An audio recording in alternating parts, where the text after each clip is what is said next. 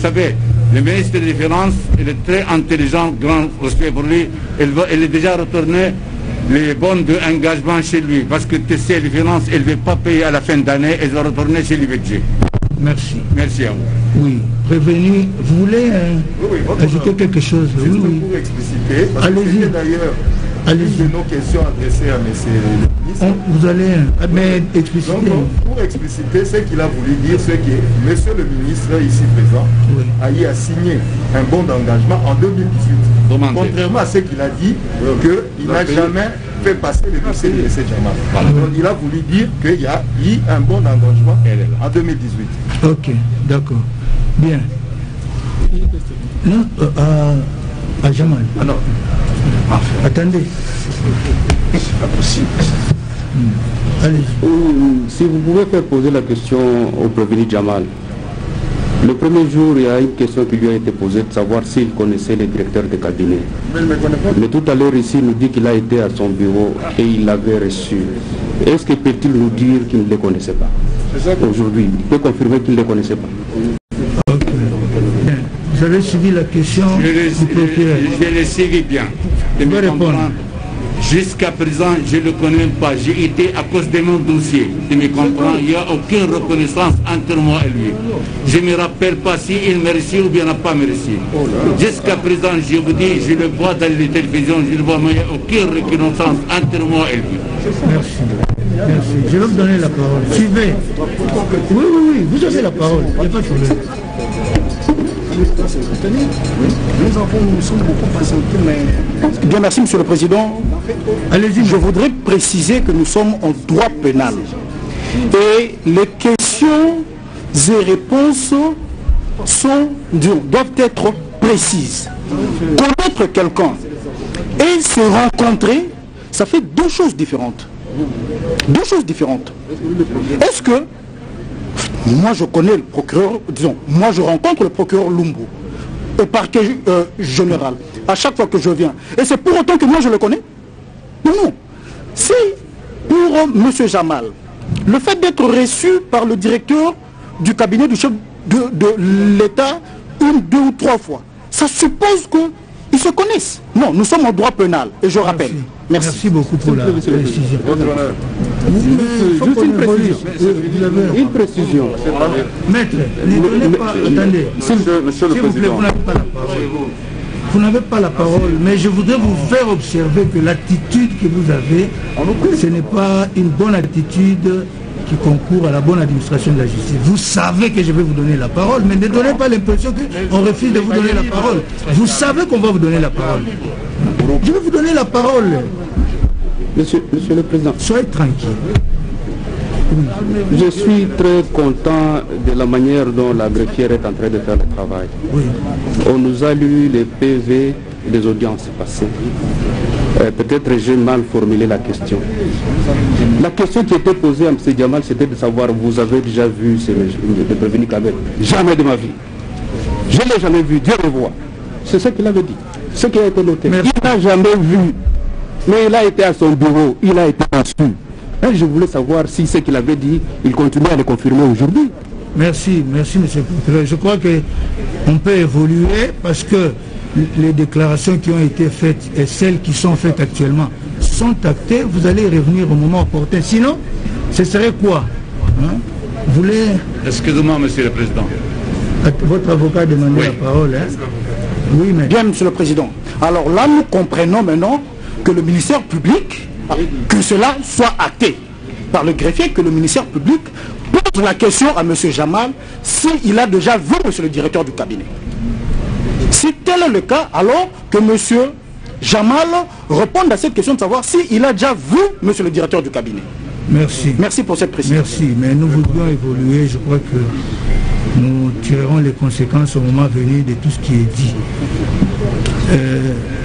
Prévenu Kamel. Merci. Le tribunal voudrait vous poser quelques petites questions en rapport aux déclarations qui sont faites ici. Et la première question, toute petite question, c'est celle de savoir si c'est vrai, vous avez reçu en votre cabinet M. Jamal, qui dit être venu pour le suivi de son dossier. Est-ce vrai? Non, il a été reçu par un des experts, pas par moi. Et même si je l'avais reçu, c'est un service public de l'État. C'est dommage qu'un ancien ministre d'État, aujourd'hui député, trouve que c'est anormal de recevoir un opérateur économique. C'est anormal. Et il dit que lui, il a été reçu en premier lieu. Alors je le vois par moi, lui, le ministre d'État, gentiment et automatiquement, et avec beaucoup d'égards à son endroit. Et quand, oui, mais il sait très bien, moi quand j'apprends qu'il y a un ministre, tout de suite, il ne fait pas 30 secondes dans mon antichambre. Est-ce qu'à l'occasion de cette réception, vous aviez parlé Jamal? Bon, je ne me souviens pas ça, c'est lui qui l'a dit, mais je me souviens qu'un jour, lui n'a pas peut-être bonne mémoire. C'était devant beaucoup de membres de la commission qu'il réfute aujourd'hui. Quand on avait parlé du dossier des maisons, il avait dit non, moi je ne crois pas à ce monsieur-là. Il avait dit lui-même. Mais moi je lui avais demandé, vous ne croyez pas en lui par rapport à quoi? Qu'est-ce qu'il aurait fait dans le passé qui vous frustre? Nous le mettons devant un fait accompli. C'est un dossier qui a été signé sous votre gouvernement par le ministre de développement rural, votre premier Tchibala. C'est tout, c'est un commentaire, ce n'est pas ça. Ici, nous sommes là. Bien, attendez, non, puisqu'il a dit beaucoup de choses. Non, je vais vous permettre vraiment de vous exprimer. Je voudrais, attendez, vous allez vous exprimer. Parce que vous vous défendez. Vous allez vous exprimer. Absolument. Vous allez vous exprimer. Merci. Mais je voudrais que vous répondiez à une petite préoccupation du tribunal au sujet de ce qu'il a dit. C'est important. Très bien. Il a dit qu'il n'y a jamais eu une supervision. Il n'a jamais pris part à une supervision du programme de 100 jours. J'ai suivi votre honneur. Oui. Merci beaucoup. Je voudrais que vous donniez une réaction par rapport à ce qu'il a dit. Je vais réagir de la manière la plus limpide et plus facile. Et je prendrai à témoin les autres ministres qui sont là, le gouvernement de la Banque centrale. D'accord. J'ai resté logique. J'avais dit, il nous faut à cette réunion, il faut noter d'abord que le ministre du budget n'est pas porteur de projet. Lui, c'est le ministre qui liquide les dépenses de l'État. Ce sont ses prérogatives constitutionnelles. Est-ce que je mens, monsieur le ministre d'État? Allez-y, allez-y. Mais alors donc, il n'avait pas à se plaindre que je n'ai pas amené tel projet ou tel autre projet. Mais le ministre des Travaux publics, qui est là-bas, le ministre, reprendra son secrétaire général de la Santé, les ministres de tous les secteurs que nous avons repris et qui nous a donné, au fait, les résultats du programme de 100 jours. Si le ministre du budget me dit ici qu'il n'a jamais vu le programme de 100 jours, là je vais dire tout simplement que le ciel va tomber sur notre tête, parce que ça veut dire quoi? Que le président de la République a menti. Tout le gouvernement était invité à Matete pour le lancement des travaux de 100 jours, et à cette occasion, le président de la République a bel et bien parlé d'érection de maisons en préfabriqué. Ça, c'est un témoignage public qui n'appelle même pas que M. Kamere rappelle à l'ancien ministre d'État du budget que ceci figurait dans le programme de 100 jours du président. Il a dit qu'il n'a jamais pris part à une réunion à la présidence. J'en viens. Si vous ne m'interrompez pas, je vais vous répondre à toutes les questions. Je vous donne des éléments pour vous permettre de le rencontrer utilement. J'ai dit ici, Dieu me voit. Le ministre du budget n'est pas venu pas une seule fois, pas deux fois, pas trois fois. Parce que c'était un travail harassant. Ministre du budget, ministre des finances, ministre de la Banque centrale, c'est eux qui sont au niveau du nerf de la guerre. Ça s'appelle contrainte budgétaire. Donc tout ce que nous pouvons concevoir, si eux nous disent qu'il n'y a pas d'argent, mais ça tombe dans l'eau.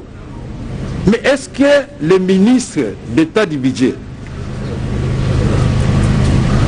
ici, même si par ailleurs, et moi je n'ai pas fait des insinuations malencontreuses, si par ailleurs j'ai comme l'impression que tout ce qu'il a dit a été appuyé par le procureur, le ministère public, a été appuyé par l'avocat général, c'est comme s'il y avait des gens qui ont eu déjà des réunions d'harmonisation, mais je vais vous démontrer que malgré tout ça, la vérité va éclater aujourd'hui et maintenant. Le ministre d'État au budget a une mémoire qui le trahit rarement. Est-ce qu'il se souvient que nous avons eu pas une seule réunion au sujet de la gratuité de l'enseignement supérieur. Et que c'est lui, en dernier minute, qui a décanté cette situation. Parce qu'il était question de savoir quelles acrobaties faire pour répondre à l'attente du président de la République. C'est lui qui a décanté la situation et j'allais parler au président de la République. Parce qu'à partir du moment où lui et son collègue de finances disent que c'est faisable, on donne le go et il a même ajouté que nous serons en mesure de payer sans difficulté 2 mois. J'ai déjà positionné avec mon collègue de finances, mais le mois de novembre, nous devons faire des efforts supplémentaires pour tenir jusqu'à ce que la Banque mondiale vienne à notre rescousse. Est-ce que je suis en train de mentir, votre honneur? Je pose la question par vous au ministre d'État. Là, il va vous répondre lors de sa réaction. Non, non, je voudrais pour que je non, non, évoluez. Il va vous répondre lors de... Merci beaucoup. C'est mieux que... Et c'est comme ça que ça doit se faire. Je suis d'accord avec vous. Merci beaucoup pour cette démarche-là. Allez-y. Le ministre d'État du budget. Le ministre d'État du budget, non seulement il a pris part à la réunion de conception et de supervision, sinon, je vais revenir à d'autres questions qu'il a soulevées là après. Oui, je commence par là, puisque pour vous éclairer, puisque je dois réagir sur tout ce qu'il a dit. Allez-y. Le ministre d'État du budget me parle de l'autorisation pour 15 millions de francs congolais. Je voudrais, puisque je l'ai vu faire signe à son collaborateur, de noter. Je voudrais poser la question au ministre d'État au budget. Quel document m'a-t-il envoyé? Ou même, il envoie les documents après, il me dit, monsieur le directeur de cabinet, si aujourd'hui on n'a pas X montant, moi je suis tenu par le secret d'État, mais s'il veut lui-même, il dira le montant, ce n'est pas 15 millions de francs congolais. Et des preuves existent. Pour payer, pour diriger les réunions des syndicalistes. Parce que ça va brûler partout. Qui disent, j'ai refusé combien de fois et j'ai accordé combien de fois. Il faut que les choses soient claires. Nous ne sommes pas venus ici pour étaler la nudité de l'État. Nous sommes venus ici, je crois, en faisant venir le ministre d'État du budget. C'était dans le cadre des charges qui sont portées contre moi et les autres prévenus ici, pour nous démontrer par lui interposé que les 57 millions de dollars américains, oui, c'est le directeur de cabinet qui a pris une partie et Jamal a pris une partie, nous n'avons jamais payé. Moi je dis, et heureusement qu'il s'est repris le même après, aucune fois et aucun ministre n'est venu à la présidence. Si je suis informé à l'avance, monsieur le ministre d'État, ce que j'aime, quand je suis informé à l'avance, je vais même vous attendre dans l'escalier. Allez-y, allez-y. Voilà. Donc, ces histoires-là, ça n'intéresse pas le tribunal, pour le moment, ni le ministère public. De dire que j'ai été reçu avant celui-ci, avant celui-là. Non, ce n'est pas ça qui fait qu'on est payé ou pas. Le ministre d'État du budget dit que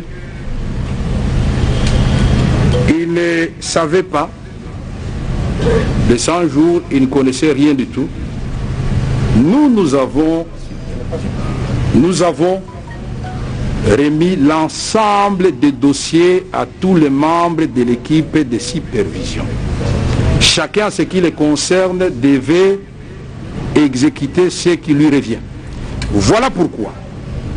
Parce que, il se souviendra que nous avions, et c'est à leur niveau, discussion entre financiers. Les communiqués qu'on fustige aujourd'hui, c'est ces communiqués qui nous ont permis d'économiser de l'argent. Et lui, il est de la vieille école. Il sait très bien que chaque fois, quand un gouvernement tombe ou expédie les affaires courantes, il sait très bien que généralement, on se limite aux dépenses courantes. On n'engage pas de grandes dépenses, puis c'est à ce moment-là que l'argent de l'État disparaît. Il le sait très bien pour avoir été conseiller financier. Mais notre discussion de ce jour n'est pas là. Il a dit qu'il n'a pas pris part, il n'a pas assisté, il ne connaît pas tout ça. Mais je remercie beaucoup l'avocat général qui a adopté la même méthodologie que moi, c'est-à-dire pièce contre pièce. Ça fait énormément plaisir parce que nous sommes dans le cadre du pénal. Ici, le ministre des Finances écrit à son homologue du budget demande de liquidation en rapport avec les projets inscrits au programme des 100 premiers jours du chef de l'État, USD 10 062 500 000 $ américains. Excellence, Monsieur le ministre d'État, j'ai l'honneur de vous demander de bien vouloir procéder à la liquidation en procédure exceptionnelle du montant de 10 millions quelque chose en faveur de la société Samibo Congo SARL au titre du premier acompte de la 3e tranche relative aux travaux de construction de maisons préfabriquées Maluku, Congo central, Bukavu, Mbujimaï et Kananga, suivant le plan de décaissement de la présidence de la République du 8 mars 2019 que vous trouverez en annexe. Pourquoi il peut dire qu'il ne connaît pas ça? Alors, ici, nous avons la réunion. Le ministre ne s'est pas comporté en automate. Quand la présidente écrit au ministre des Finances, c'est lui qui gère le trésor public. Parce que lui, il gère les dépenses. L'autre, c'est le trésor public. Voilà pourquoi, pour être sûr que l'argent existe, monsieur le ministre des Finances, je lui ai écrit cette lettre-là au nom du président de la République. Et quand il dit que le ministère du budget était absent, mais non. Ceux qui étaient présents à cette réunion-là, j'ai vu quand on citait rapidement là-bas, on a cité le cabinet du ministère des Finances, mais ça ne concernait pas seulement Samibo. C'est un certain nombre d'entreprises. Mais quand vous regardez la colonne, le ministre des Finances est extraordinaire, puisqu'il dit requérant, ITPR, deuxième colonne, support de la dépense, instruction des ministres des Finances, instruction des ministres des Finances, instruction des ministres des Finances, instruction des ministres des Finances. Ici au milieu, c'est l'objet de la dépense. Ici, montant, on met le montant. Et là, on met les bénéficiaires. Et à la fin, avant-dernière ligne, le ministre des Finances a eu même la prudence de placer son homologue de budget, puisque c'est lui, selon la chaîne de dépenses, qui doit commencer. Il le met là, décision du ministre du budget. Il n'est pas avis, décision. Je connais la signature de Pierre Parker. Monsieur le ministre, monsieur, votre honneur, est-ce que, pour que nous ne naviguons pas à vie, est-ce que, quand l'avocat Coco a montré, le bâtonnier, Coco a montré à l'honorable Pierre Kangoudia ce document, il a reconnu sa signature, c'est une fausse signature ou une vraie? Et c'est votre signature?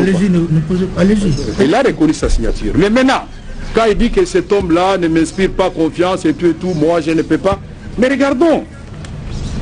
Je me disais, bon, certainement que Samibo n'est pas là. Parce que moi je ne suivais pas ces histoires. Je vous ai dit ça, ce n'était pas à mon niveau. Nous avons ici, de quoi ça devait être vers la fin.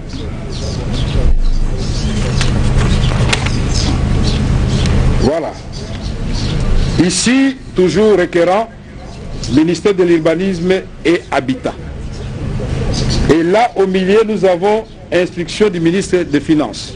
Et là, l'objet, paiement en faveur de la société Samibo Congo SARL au titre des premiers racontes relatifs aux travaux. USD 14 375 000 $ américains. La bénéficiaire société Samibo. Ministre du budget, ok. Signature de M. Pierre Kangoudia. Et la ministre des Finances, c'est sa signature.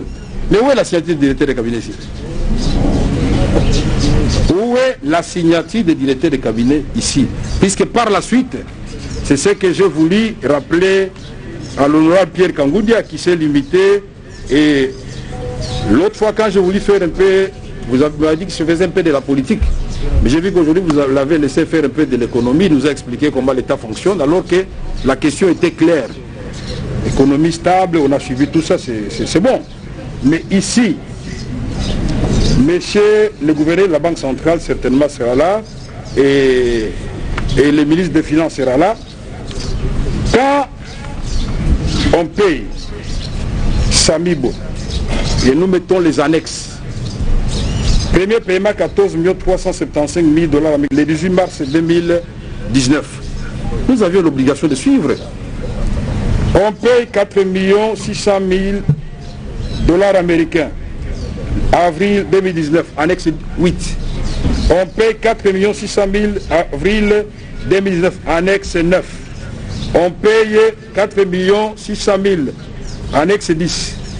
4 600 000, annexe 11, ainsi de suite. Tous ces paiements ont été faits.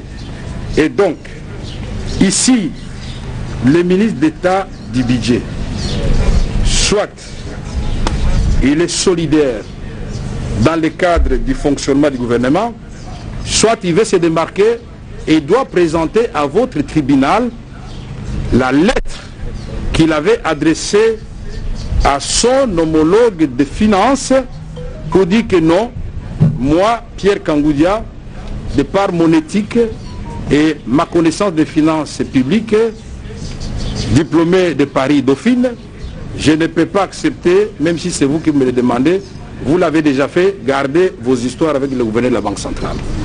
Qu'il est régularisé partiellement ou totalement, il n'y a pas de petit péché.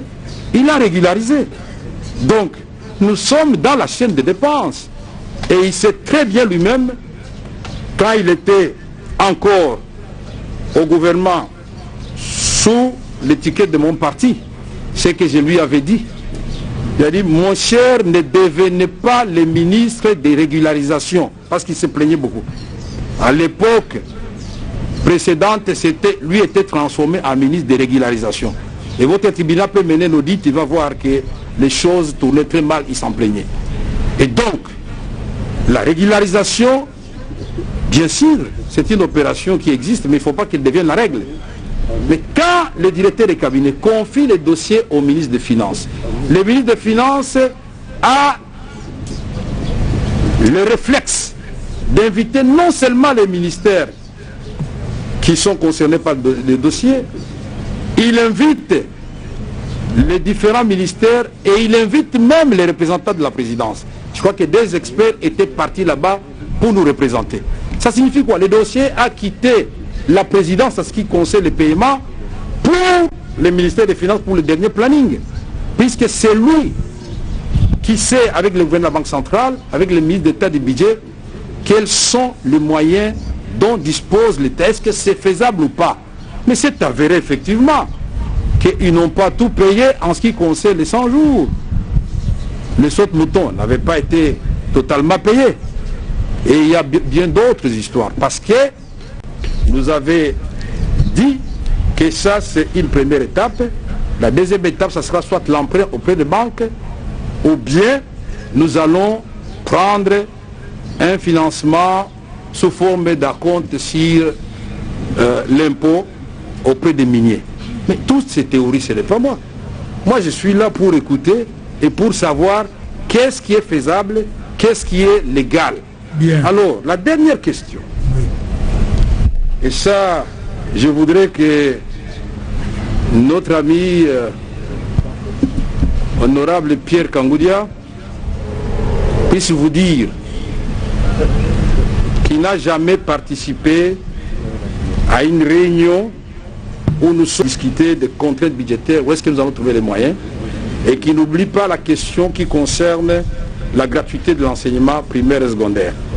Et à ce moment-là, je lui dirais que ça s'appelle comité de supervision, il peut remettre en cause le document que j'avais signé, c'est son droit, mais depuis que j'avais signé ces documents-là, c'est la dernière question, que le ministre d'État me dise par quel écrit m'avait-il saisi pour dire qu'il n'est pas, lui, concerné par le comité de supervision. On peut l'appeler comme on veut, mais il sait très bien que nous tenions nos réunions avec des grands responsables, des ministres. Et quelquefois, les experts, où ils se faisaient accompagner ou pas, s'asseyaient derrière. Ils n'avaient pas droit à la parole. Il le sait très bien. Nous avons dit, monsieur le ministre d'État, vous et les autres et moi-même, avec le DG de l'OVD, Office des routes, une réunion. Est-ce que je mens? Sur les routes et consorts. Est-ce que je suis en train de mentir? Est-ce qu'on peut terminer tous ces dossiers de 100 jours en une seule réunion pour que, aujourd'hui, l'honorable Pierre Kangoudia vienne ici pour dire non, je ne connais pas, je n'ai pas été là-bas, aucune réunion, mon frère. Ce que vous dites est en train d'être tracté par la greffière. Et moi, je voudrais avoir des réponses précises parce que moi, j'apporterai des preuves irréfutables que monsieur, non seulement il nous a aidés, mais il a participé à la conception de ce travail de 100 jours. Qui disent qu'il n'en a pas assuré le suivi, ça je peux le lui accorder. Mais qui disent qu'il n'a pas, je ne connais pas, j'ai découvert ça en l'air, là ça devient très grave. Et bien, puisque, je voudrais terminer, oui. Puisque votre honneur, nous sommes en train de parler des choses sérieuses. Ça, c'est les tableaux qui avaient été dressés à la fin. Et ici, on a listé toutes les sources de financement. Le trésor public, c'est 229 793 $ américains, réalisés jusqu'à présent. Le fonds de promotion de l'industrie qui était l'autre source, réalisation jusqu'au moment où j'ai élaboré ce tableau, c'était 18 204 491,02 $ américains. Foner, 27 272 454, total 274 millions. Comment voulez-vous que le directeur de cabinet soit dans son bureau, qui n'est ni Foner, ni FPI, ni ministre d'État du budget, ni gouverneur de la Banque centrale, ni ministre des Finances puisse produire un tel document et comme tout le monde suive comme, je dirais, des moutons de panurge. Donc, puisque là, c'est le directeur de cabinet, tout, c'est le directeur de cabinet. Ici, je résume. Je voudrais, et je citerai par une dernière phrase, je voudrais ici, votre honneur, avec tout le respect que je vous dois, chaque fois je reviens là-dessus, il s'agit de moi, de ma vie, de l'honneur de ma famille, de mon innocence ou bien de ma culpabilité. Je ne veux pas me disculper, mais qu'on me dise, quand on est en train de, comme le ministre d'État du budget est là, parce qu'il a l'habitude de parler avec Jamal, c'est sa vieille connaissance. Dans leur vieille connaissance, c'est quand il parle, le ministre d'État du budget, même en dehors de ça, est-ce qu'il peut dire, moi, ministre d'État du budget, je cible le directeur de cabinet, je pense que dans les 57 millions, il a reçu autant. Puisque, oui, il est ministre d'État du budget.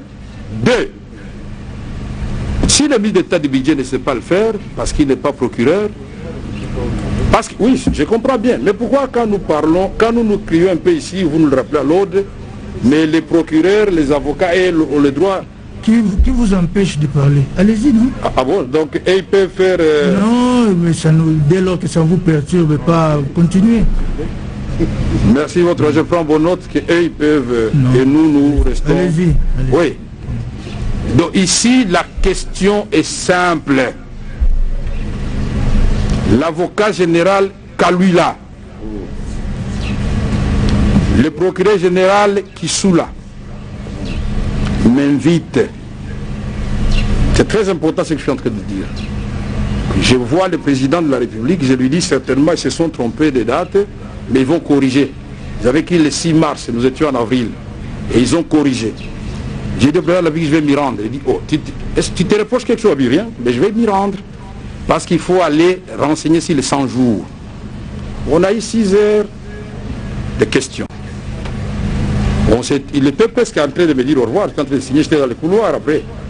Il me dit non, nous vous gardons. Et j'ai dit pourquoi, ça signifie quoi? Vous êtes en détention, ça signifie ici chez vous, non.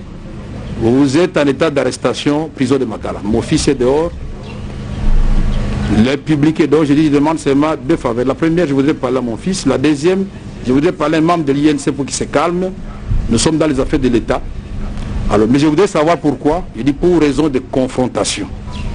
Mais nous sommes venus ici, votre honneur, 2 confrontations seulement. Avec qui? Mes collaborateurs, et j'oublie avec qui d'autre? Avec Bitakwira. Fini comme confrontation. Pas de confrontation avec Jamal, pas de confrontation avec qui que ce soit. Et il nous avait dit que c'est à suivre. Après ça change, il y a un jugement qui sort. Non. M. Kamere est déféré pour avoir détourné le montant qui est là. 47 situation a prévenu, d'abord 47 000. Donc, je voudrais comprendre. puisqu'ils avaient dit, et le président de la République a cru en cela, nous avons des indices sérieux. Les indices sérieux, quand on n'a pas de 400 millions, ce n'est pas dit non, non, monsieur, tu as acheté un vélo, tu as acheté... Non, non, on ne colmate pas les brèches. Je crois que... Donc moi, je voudrais que chaque fois quand nous sommes en train de parler, il faut qu'on chute pour savoir, puisqu'on est en train de mélanger, on nous amène dans les droits administratifs, s'il vous plaît, on nous amène les témoins qui ont été préparés pour venir dire des choses, c'est pas ça. Pardon? C'est cela l'objet de l'instruction, de cette instruction. Cette instruction permettra, in fine, d'établir votre innocence ou votre culpabilité. Merci. Donc c'est ça l'objet de l'instruction. Merci votre honneur, puisque l'impression que nous avons chaque fois, c'est comme si on était en train de juger une victime expiatoire. Non, c'est l'instruction criminelle se déroule de cette façon. Votre honneur. Merci. Alors, non, votre honneur, s'il vous plaît. Concluez pour qu'il réagisse. Je vais conclure. Parce que vous avez souhaité qu'il réponde à certaines questions. Il va répondre, votre honneur, s'il vous plaît. Concluez. S'il vous plaît, nous sommes en matière aussi de droits de l'homme. Mais on n'est pas encore à la plaidoirie. Concluez. Non, nous sommes en matière de droits de l'homme. Je voudrais savoir pourquoi certains prévenus ont le droit de venir et de revenir ici. Et pas votre prévenu qui est là, qui a respecté la justice depuis ma tête, pardon, limité jusqu'ici. Et mon comportement en prison, pour vous poser la question, s'il vous plaît. Vous ne m'avez jamais vu sur les réseaux sociaux, rien du tout. S'il vous plaît. Est-ce que je suis déjà condamné d'avance, puisque de temps en temps, vous n'allez pas échapper. J'entends là-bas, on dit ceci, ça inquiète. S'il vous plaît. Ça inquiète. S'il vous plaît. Je voudrais vous rassurer que nous sommes dans une démarche qui va aboutir soit à l'innocence, soit à ma... Mais c'est ça l'objet de l'instruction. Mais laissez que les personnes qui sont citées répondent, qu'ils soient confrontés à vous comme vous le faites, et on verra. Je suis d'accord avec vous. Merci beaucoup. Je vous en prie. Merci. Monsieur Pierre Kangoudia, vous avez suivi... Regardez le tribunal. Vous avez suivi le prévenu Caméré. Je crois que vous avez noté. Oui, si vous pouvez brièvement. J'ai même suivi que ça a été tellement long qu'à la fin, je ne pouvais plus tout noter. Il a notamment contesté ce que vous avez affirmé au sujet de réunion de la supervision. Il vous a mis au défi. Il a dit, c'est pas vrai ce que vous avez dit, de n'avoir pas participé à aucune des réunions. Mais votre honneur, vous m'avez suivi et j'ai dit que je n'ai jamais participé à aucune réunion à la présidence de la République. Est-ce que c'est ce que j'ai dit? J'ai dit que j'ai participé. Mais quand on a participé à ces réunions-là, il n'a pas été formellement dit que vous êtes la supervision, les autres sont la coordination. J'ai dit que j'ai appris ça après coup, que je faisais partie de la supervision. Mais qui vous dit que moi j'étais content d'être dans la supervision? Ça peut même apparaître sur mon CV que j'étais un des superviseurs des projets de 100 jours. Qui vous dit que ce n'est pas prestigieux? J'aurais bien voulu, comme le disent avant, hein, peut-être que ça allait m'apporter peut-être certains bénéfices sur le plan social, qui sait. Mais j'ai dit que je l'ai appris les 11 mai, quand j'ai entendu que j'étais membre d'une équipe de supervision. Je n'ai jamais su que c'était structuré comme tel. J'ai participé à cette réunion. Là où il le dit avec exactitude. Les péchés de l'OVD et c'est l'office de route. Et je ne suis pas ici pour le charger que les gens comprennent. Je suis là pour dire la vérité. Pas pour charger. Je ne peux jamais charger Vital Caméré, non. Je ne peux pas. Mais j'ai le devoir devant vous de vous dire la vérité. J'ai participé à cette réunion. Mais il ne m'a pas été indiqué même verbalement que j'étais superviseur. Parce que si j'étais superviseur, c'est que j'ai supervisé quelque chose, c'est par là que j'ai donné la définition de la supervision. Contrôler le travail fait par les autres. Je n'ai pas tout. Et il a raison de dire que le ministre du budget n'est pas porteur d'un projet. Et donc par conséquent, il ne peut pas être superviseur. C'est ce que ça veut dire. Le ministre des infrastructures pouvait être superviseur par la nature de ses attributions. Je n'ai pas les mêmes attributions qui peuvent m'amener à superviser quoi que ce soit. C'est ce que j'ai dit. Ça, c'est un. Deux, je n'ai jamais dit qu'il ne m'a jamais reçu avec courtoisie, qu'il ne recevait pas les ministres avec courtoisie. Jamais. Il nous a toujours reçus avec beaucoup de courtoisie, beaucoup d'élégance. Et ça, nous devons le reconnaître. Donc il ne faut pas ici qu'il y ait de confusion sur ce que j'ai dit. Maintenant, en ce qui concerne l'interprétation de la pièce qu'il a entre les mains, j'aurais bien voulu la récupérer pour vous démontrer que ça, c'est un travail technique et qu'il n'est pas bon de l'interpréter à sa manière. Sur ce document-là, il ne peut y avoir que 2 signatures. Parce que c'est un document de régularisation établi par le cabinet du ministre des Finances. Le PV pour démontrer que nous avons accepté. Et par conséquent, je ne vois pas comment le directeur du cabinet peut retrouver sa signature sur un document interne de traitement des dépenses. Il n'est pas sur la chaîne de la dépense, il n'est pas là-dedans. Merci beaucoup. Ça, c'est la chaîne de la dépense dans le traitement de régularisation. Il n'est pas dans la régularisation. Ces signatures, bien que le ministre des Finances ait placé la mienne avant la sienne, le ministre des Finances signe avant le ministre du Budget. Le document ici, quand il m'arrive, s'il n'y a pas de signature du ministre des Finances, on ne me l'amène pas, donc on ne peut même pas me l'amener. Ces documents nous arrivent du ministère des Finances après que les experts de 2 ministères se sont réunis et aient adopté le travail, les dépenses à régulariser sur PV. À ce moment-là, ça me couvre et je sais que ça a été acté par PV. Et donc, c'est des dépenses réelles parce qu'à la fin, il faut bien donner une imputation à la dépense. Le ministre des Finances, quand il a exécuté la dépense sur base de votre lettre de chef militaire de cabinet, excusez-moi, parfois j'oublie qu'il faut que je m'adresse à vous, votre honneur, le ministre des Finances, quand il a exécuté des dépenses sur base des instructions reçues de monsieur le directeur du cabinet du président de la République, il n'a pas donné une imputation budgétaire à cette dépense-là. Ça, c'est le travail du ministère du budget qui détermine la vraie imputation. C'est dans ses prérogatives. C'est ce que j'ai dit.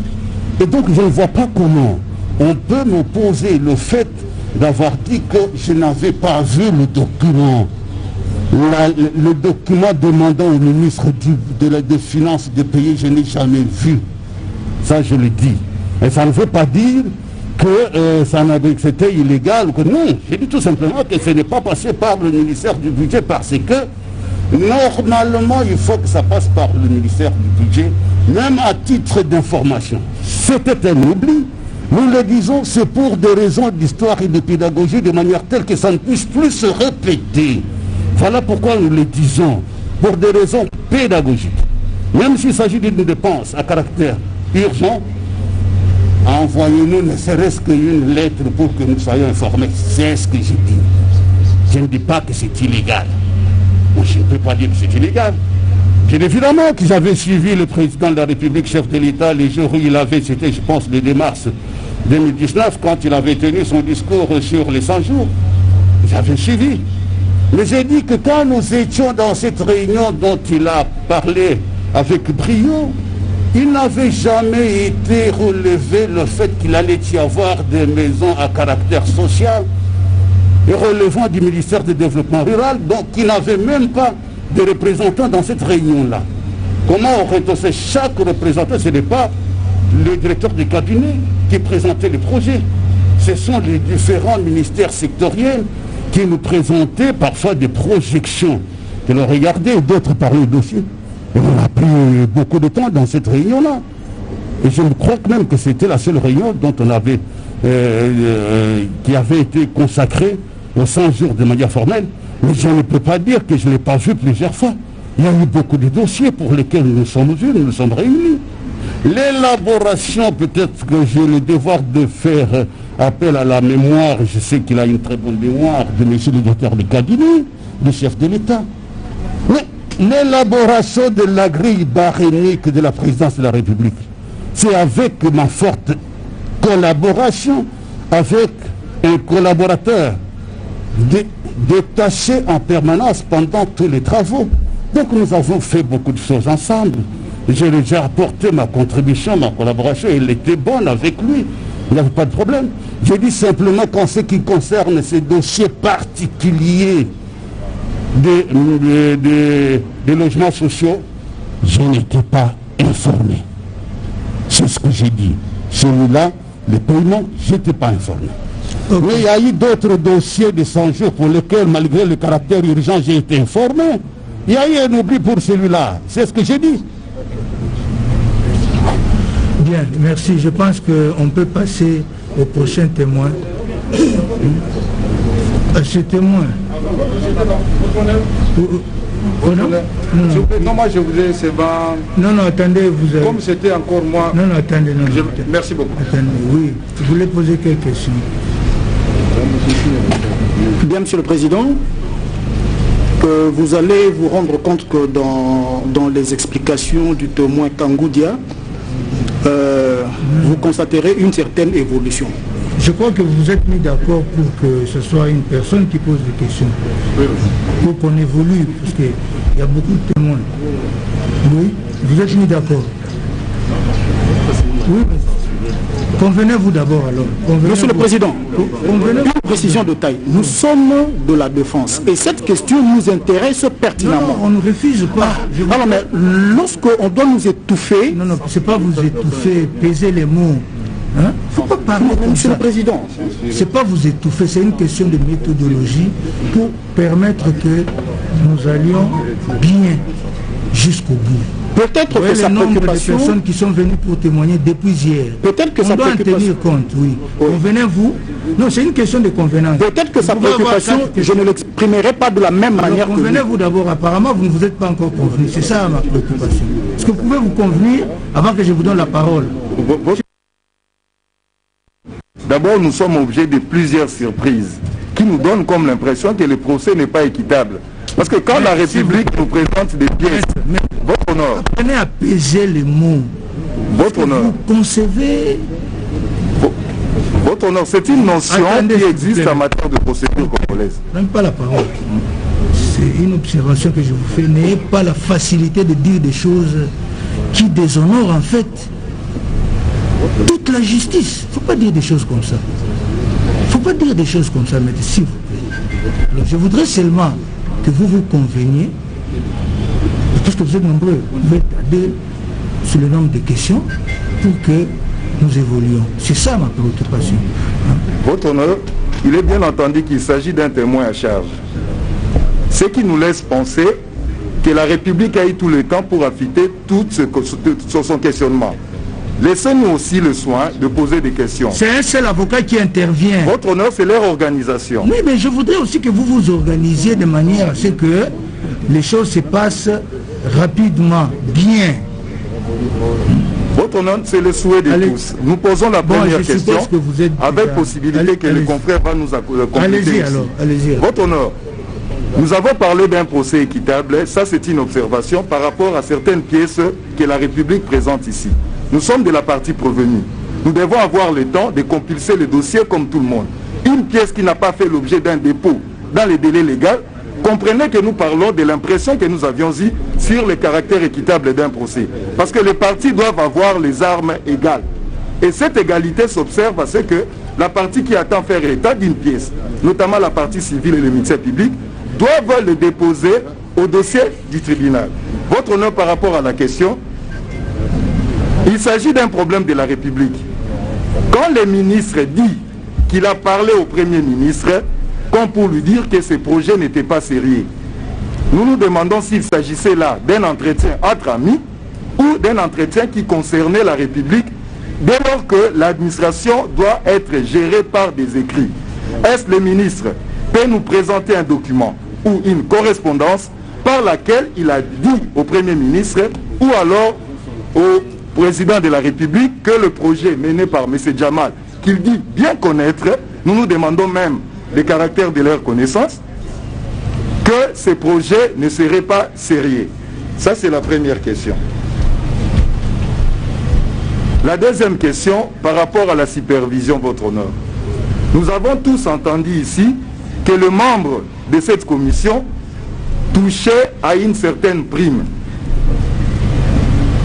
La question est celle de savoir, est-ce que le ministre, par rapport aux séances, parce que le caractère commission, apparemment, ce n'est pas caricaturé, mais aux réunions auxquelles il a pris part, ça s'est soldé par des paiements pareils.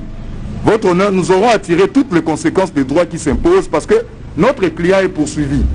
Mais nous avons comme l'impression que jusque-là, ça c'est une observation, parce que l'article 74... Mais vous mélangez les observations et les questions, maître. Votre honneur, laissez-le répondre. Je vais asseoir ma question sur une observation.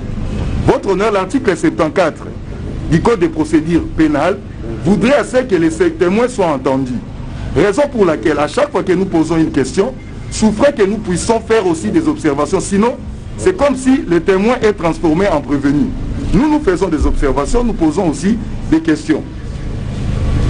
Votre honneur, je parlais de la supervision, justement pour être fixé par rapport au sort de notre client, qui jusqu'à ce moment, ce problème ne fait qu'étaler des difficultés ou des négligences qui caractérisent la République. Jusque-là, nous ne voyons pas l'apport de M. Djamal sur un détournement quelconque pour lequel M. le ministre ou même le ministre Boutakoura a apporté les éléments. J'ai dit votre nom. Laissez-les répondre d'abord à ces préoccupations. Monsieur Kangoudia, est-ce que vous avez acté ce qui vous... J'ai très bien suivi monsieur l'avocat qui venait de parler. Il me pose la question de savoir si j'avais écrit. Il a dit d'abord que je vous ai dit que son dossier n'était pas sérieux. Je ne sais pas si vous avez entendu ça de ma bouche. Oui, oui. Je n'ai jamais dit que son dossier n'était pas sérieux. Je n'ai pas déclaré devant vous que le dossier de M. Djamal n'était pas sérieux. J'ai donné ma perception du dossier et la compréhension que j'ai de l'économie d'un pays. Je m'excuse beaucoup. Vous n'irez nulle part au monde, vous allez trouver, quand on parle de milieux ruraux, c'est ça le développement même que doit apporter un État. Nous sommes très en retard, nous ne faisons pas grand-chose, je suis d'accord qu'on fasse quelque chose. Mais vous ne pouvez pas asseoir ça sur les importations. C'est anormal. Quand est-ce que vous allez avoir vos ingénieurs à vous, vos maçons qui vont travailler, échouer, apprendre de leurs échecs et pouvoir maintenant apporter le concours pour véritablement lancer le développement du pays? Et je suis surpris. Je suis surpris d'entendre que l'on me dise que j'aurais traité le dossier de M. Djamal de pas sérieux. J'ai dit non, je n'ai pas dit ça. J'ai dit au Premier ministre ce que j'ai pensé du dossier. Ce n'est pas le seul dossier que je n'ai pas payé, n'est pas celui de M. Djamal. D'abord, le premier critère, c'était que nous avions besoin d'argent pour aller vers les élections. La plupart des dossiers qui n'avaient pas un caractère urgent, je les avais gelés. Je les passé dans les prérogatives. On peut même aller sur les prérogatives du ministre, il doit prendre une décision. Et j'ai pris la décision en disant que nous avions une priorité sur laquelle était bâti le gouvernement auquel j'appartenais. C'était d'abord chercher de l'argent pour aller vers les élections. Nous sommes au mois d'avril, votre honneur. Vous vous rendez compte que vous êtes ministre de ce gouvernement-là de transition, avec les attentes de tout un peuple. Et vous commencez par exécuter cette dépense-là, alors que vous avez besoin de millions pour aller vers les élections. Vous trouvez ça rationnel? Je voudrais dire que notre défense de son client, c'est tout à fait... Il est dans son droit. Et moi, j'avais le devoir, parce que c'est la République qui allait le juger. Si nous n'avions pas organisé ces élections-là, qu'est-ce que les gens n'allaient pas dire aujourd'hui, et sur fond propre? Il a fallu des sacrifices. Les Congolais se sont sacrifiés par rapport à ça. Et donc les opérateurs économiques pouvaient bien accepter aussi les sacrifices. Et je l'assume jusqu'aujourd'hui. C'était la décision à prendre. Parfois les gens avaient tendance à l'oublier. Et j'avais expliqué ça à son Excellence, Monsieur le Premier ministre, chef du gouvernement auquel j'appartenais, et il avait compris. Voilà. Donc je n'ai pas de remords par rapport à ça, s'il vous plaît. Maintenant, par rapport aux réunions auxquelles... Je n'ai jamais touché de l'argent par rapport à cette réunion. Je n'ai jamais touché de l'argent. Ok. Bien, merci, Monsieur le Président. Nous avons relevé des contradictions dès l'entrée de jeu. C'est une observation pour chuter à une toute petite question. Nous avons relevé des contradictions dans la déclaration du témoin Pierre Kangoudia. Dès l'entrée de jeu, il a semblé dire que certaines dépenses de procédure d'urgence ne sont jamais passées par le ministère du Budget dans le cadre du 100 jours. Et en évoluant, il a dit encore que par rapport au paiement de la société Samibo, il n'a été saisi que par le ministre de Finances. Alors qu'on sait qu'on a instauré un système depuis. Le système a été instauré, le système de l'achat des dépenses, de manière informatisée, dans une tripartite budget-finance-BCC. Alors, on ne sait pas comprendre une dépense exécutée par finance pour être payée par la Banque centrale, alors que le ministère de budget ne soit pas au courant, alors que le système est informatisé. Monsieur le Président, Monsieur Kangou Dia a relevé encore Mettez, s'il vous plaît, question. Justement, c'est justement la base de la question. Ok, allez-y. Monsieur Kangou Dia a relevé qu'il ne pouvait pas payer parce qu'il y avait des contraintes liées à la trésorerie. Il y avait des raisons des élections, il ne savait pas payer. Ça, c'est de un. De deux, M. Kangou Dia a dit non, je ne savais pas payer ce dossier parce que ce dossier n'était pas correct. Alors, on chute à la question. M.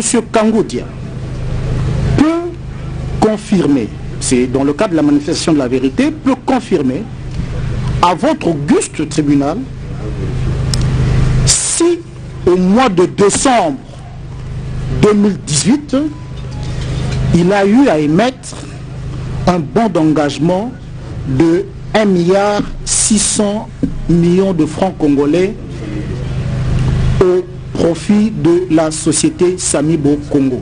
Et c'était pourquoi et sur base de quel document? Parce que selon lui, il ne pouvait pas. Merci. Il ne pouvait pas.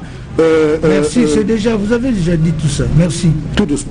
Ok, merci. Oui, monsieur Kangou, vous pouvez répondre à la préoccupation. D'abord, l'affirmation de maître Bokolombe. Bokolombe, oui. Bokolombe, oui. Je suis surpris que maître me donne des leçons sur l'exécution de dépenses. C'est quand même le monde à l'envers. Mais maître est en train de raconter d'un paiement d'office. Quand on dit paiement d'urgence, c'est-à-dire que ça ne passe pas par la chaîne de la dépense. Et quand vous regardez, s'il peut regarder malheureusement, il a eu raison de dire qu'il n'a pas vu les documents, de régularisation, c'est ministère des Finances, ministère du Budget et Banque centrale, parce que ce n'est pas passé par la chaîne de la dépense quand on parle de paiement en urgence. Mais adressez votre tribunal. Voilà. De deux, je suis surpris de ce bon-là. En tout cas, j'avais dit ceci. Même aux gens de la direction du contrôle budgétaire. Même en somnolence qu'on me présente cette affaire-là, j'ai toujours rejeté. Je ne comprends pas que j'ai signé, et je le dis moi-même si je peux. J'avais dit déjà, et même les agents là, si vous les appelez, vous le diront. Et même si par hasard vous voyez un bon signé par mois de ces dossiers-là, ne le faites pas.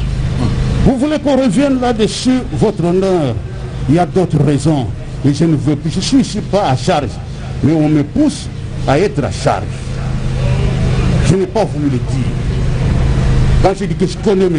Jamal depuis 1993, comment est-ce que je l'ai connu? M. Jamal avait obtenu un dossier, le marché de la revue, pour la réflexion de la cité de la voie du Zaïre.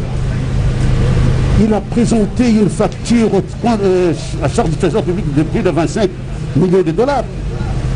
Nous sommes allés vérifier, il n'y avait même pas eu un début de travaux. Vous pouvez poser la question, je crois qu'il y a des agents de la cité de la voie du Zaïre ici. Il n'y avait rien. Déjà parlé. Il m'a demandé, laissez-les parler ici, qu'on ne sait pas comment Kangou Dia connu M. Jamal. Allez-y. Je vais maintenant dire comment j'ai connu M. Jamal. Vous allez réagir. M. Jamal était venu dans mon bureau, votre honneur. Il m'a expliqué qu'il était un ancien ATG. Les gens qui étaient venus ici pour remplacer les Belges quand ils étaient partis dans le secteur de l'enseignement, avec les Haïtiens. des Libanais, des Syriens, des Polonais et même des Yougoslaves, ils étaient ici. Mais à la suite de la situation que nous avons connue ici, notamment les pièces de 1991, l'État congolais ne savait plus payer. Et on avait rompu le contrat avec eux. M. Jamal a immigré vers les affaires. Et il est devenu même consul de Liban. Comment je l'ai su? C'est parce que M. Jamal était venu m'expliquer à l'occasion. Il était venu en visite pour ça. J'ai expliqué à M. Jamal que nous sommes en 93 et qu'on venait d'avoir des problèmes au niveau qu'il n'y avait pas... Objection, M. le Président. Non, attendez, et que nous ne pouvions pas... Et que nous ne pouvions pas... Je vais vous donner la parole. Attendez, qu'il finisse, vous aurez la parole. Et qu'on ne pouvait pas payer ces dossiers-là. M. Jamal est revenu plusieurs fois. M. Jamal est revenu... Vous allez dire tout ce que vous voulez. Attendez qu'il termine. Mais qu'il est en train d'entamer son honneur. Ça n'a rien à voir avec le dossier. Non. Ça n'a rien à voir avec le dossier. Je vais poser la question. Vous n'avez pas la parole, vous aurez la parole pour réagir. Oui, allez-y. Vous avez fini? Non, je n'ai pas fini votre honneur. M. Jamal est venu dans mon bureau. Il m'a raconté qu'est-ce qu'il était. Et j'ai acté. J'ai quand même une bonne mémoire. Et en plus de ça, j'étais très jeune, comme les jeunes avocats qui défendent M. Jamal. Parce que parfois on oublie que nous aussi on a été jeunes. Et j'ai dit... S'il vous plaît, maître. S'il vous plaît. S'il vous plaît, maître. Tu le retires. S'il vous plaît. Tu le retires. Tu le retires. S'il vous plaît. On ne peut pas parler de jeunes juges ou de jeunes avocats. Attendez, maître. Professionnel. Attendez. Qui le retire. S'il vous plaît. Et quand on est jeune, on a une bonne mémoire. Bon, voilà. Je crois que... Attendez, maître. S'il vous plaît, ayez une attitude digne de votre rang. Et M. Kangoudia, je pense que vous pouvez vous arrêter à ce niveau-là. Je crois que vous avez... Non, parce qu'il y a un incident qui est arrivé avec M. Jamal. Il y a un incident? Il y avait eu. M. Jamal est allé dans le bureau quand il y a eu changement, le gouvernement de Ringa. J'insiste qu'il retire le gouvernement, c'était le gouvernement de M. Kengo, de Premier ministre. Sinon vous le cautionnez. M. Jamal est arrivé. Attendez, s'il vous plaît. Parce que vous avez, par ces propos-là, suivez, par ces propos-là, vous avez blessé leur sensibilité, la sensibilité des avocats. Vous pouvez retirer jeune avocat. Je ne savais pas qu'être jeune était une injure. Non, vous avez... Toutes mes excuses. Mais moi je croyais que c'était un avantage par rapport à nous les vieux. Oui, concluez et ils vont réagir. Alors, M. Jamal est arrivé, il avait vu feu le vice-ministre Mananga, qu'il a amené dans mon bureau en disant que M. Jamal voulait se tuer dans son bureau et que je fasse tout pour faire passer son dossier. J'ai dit que Excellence, monsieur le vice-ministre, ce n'est pas possible. Il n'y a pas d'argent maintenant. Il y a eu encore changement de gouvernement à ce moment-là. J'étais devenu à la direction du Trésor et de l'ordonnance. Monsieur Jamal s'est pointé, toujours avec son dossier. Et il avait amené un semblant de couteau. Il a dit, je vais me tuer ici si vous ne laissez pas passer mon dossier. Merci. Alors, comment voulez-vous que je ne le connaisse pas? Merci, ok. Maître bien, Monsieur le Président, vous allez vous rendre compte... réagissent d'abord, parce que vous voulez réagir par rapport à cette déclaration. Allez-y, maître. Oui, Monsieur le Président, vous allez vous rendre compte que le témoin Kangoudia a été tout simplement mal coaché. La question a été très précise. La question a été très précise. Et tout au long de ces différentes élucubrations, vous allez vous rendre compte... Là, je n'accepte pas. Là où on va aussi, je retire. Ah oui, monsieur, demandez la parole au tribunal. Qu'est-ce que c'est que cette affaire? S'il vous plaît. Retirez, soyez apaisés. Nous avons besoin de la sérénité. Apaiser le client, apaiser le témoin. Nous avons besoin tous. Je crois que nous avons besoin de la sérénité pour une bonne administration de la justice. Les incidents ne serviront à rien. Je crois que je parle aux responsables. Les incidents ne serviront absolument à rien. Nous avons besoin tous de la sérénité pour une bonne administration de la justice. Terminé, et puis on est... Bien, merci, Monsieur le Président. Tout au long de ces explications, vous êtes rendu compte qu'il y a une certaine inimitié qui se dégage entre le témoin et le prévenu Jamal. Il y a des antécédents, parce que quand vous parlez d'un vieil ami depuis 93, et puis vous évoluez en disant que l'autre est venu dans mon antichambre de bureau, il voulait se suicider. Vous allez vous rendre compte, Monsieur le Président, il n'y a jamais eu de très bonnes relations entre les témoins. Raison pour laquelle nous sollicitons tout simplement le rabattement du serment du témoin qui est par devant. Bien, merci. Le témoin va apprécier ces déclarations. Je crois qu'on peut évoluer, Monsieur le procureur. Je crois qu'on peut évoluer. Nous avons plus d'une dizaine de témoins. Je pense qu'on peut commencer à le faire venir. Oui, allez-y, Monsieur le procureur général. Merci, Monsieur le Président. Il a été relevé ici que lorsqu'on a payé pour le premier acompte, là jusqu'à 37 millions de dollars américains par rapport au dossier Samido, il y a eu par après régularisation. Lorsqu'on parle de régularisation, c'est-à-dire à un certain niveau, on a sauté les étapes, ou on a brûlé les étapes régulières. Ma première question, est-ce que l'honorable témoin Kangoudia peut nous dire, lorsqu'ils ont régularisé ces paiements-là, il peut nous dire à quel niveau les étapes ont été sautées pour qu'ils puissent se régulariser après. Ça, c'est le premier point. Et le deuxième point, qu'est-ce qu'il connaît du dossier avec Ousmane, où il a reçu un acompte sur 57 millions de dollars américains. Oui, vous pouvez répondre? Oui, disons que compte tenu de l'urgence qu'il y avait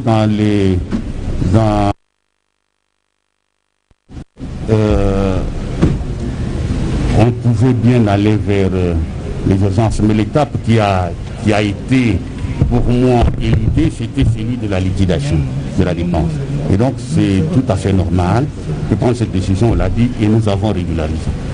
Pour moi, c'est ça, puisqu'on ne peut pas parler de l'engagement normal et tout ça, étant donné que, bon, le gouvernement, le contexte de l'époque, le gouvernement était déjà neutralisé.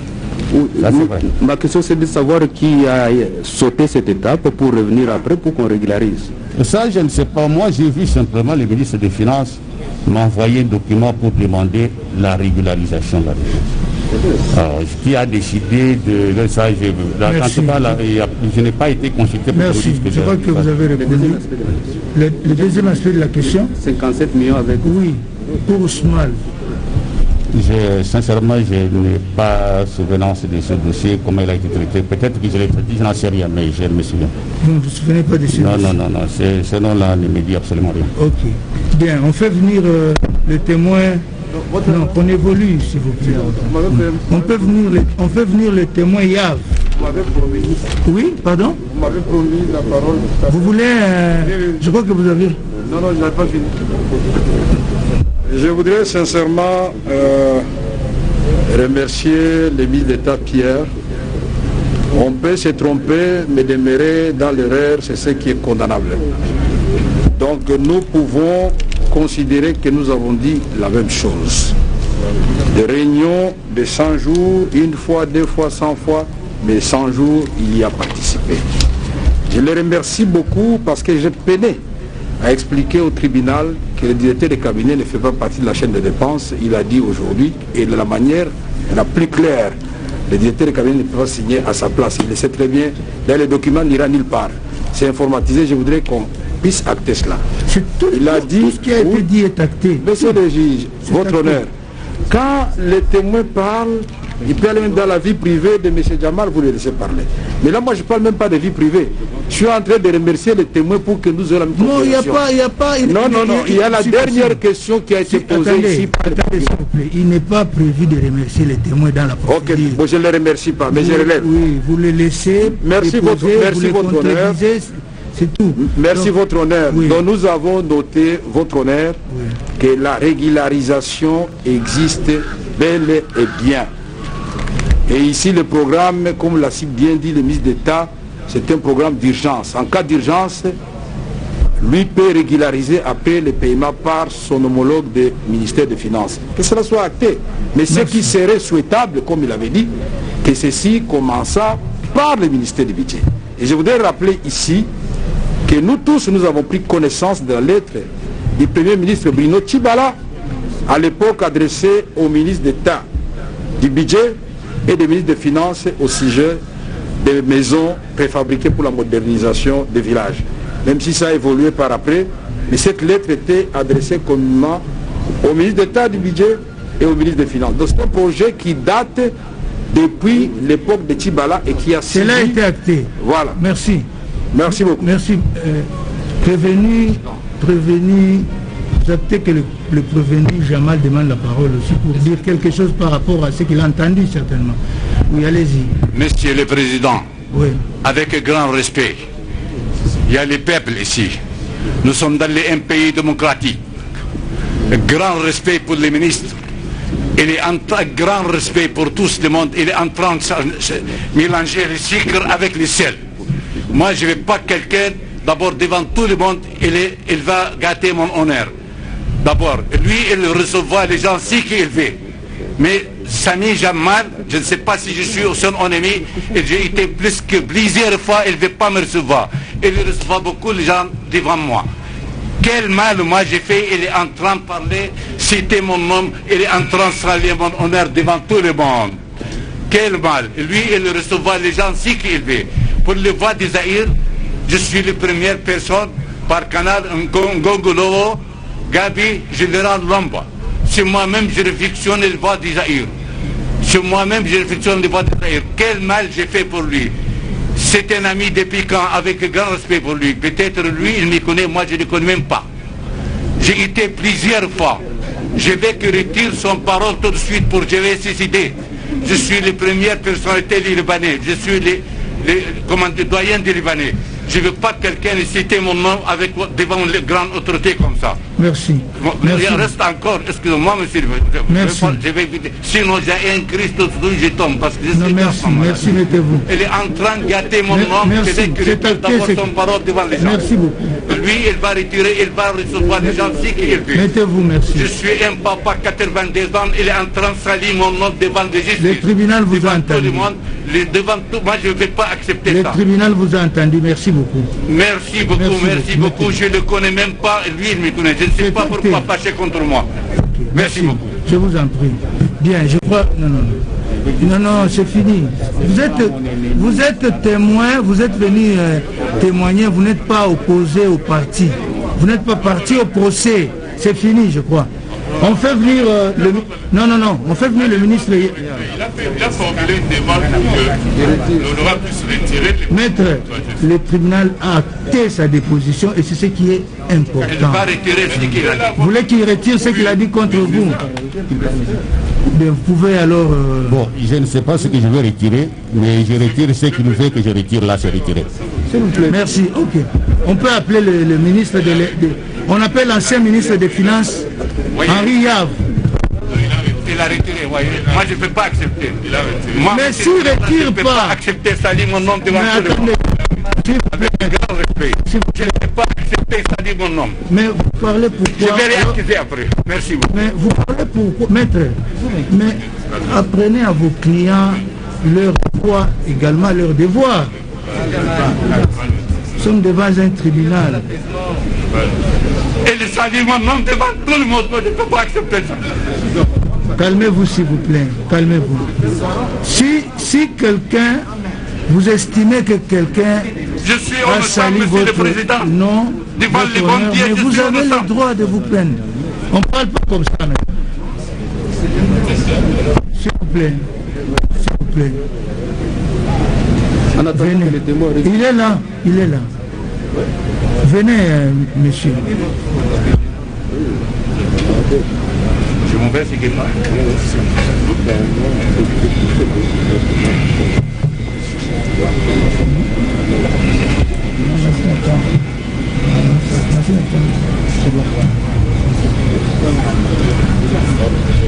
Je vais l'arrêter.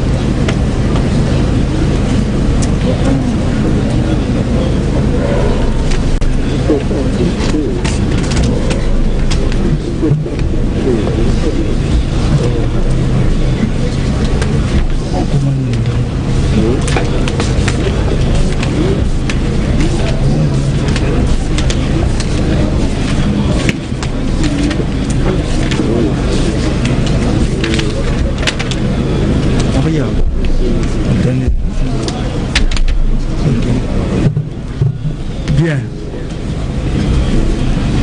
Monsieur, vous vous appelez comment? Henri Yves Moulin. Vous êtes né où? Je suis né à Lubumbashi. Quelle date? Le 6 novembre 1955. Vous êtes de qui? Vous êtes né de qui?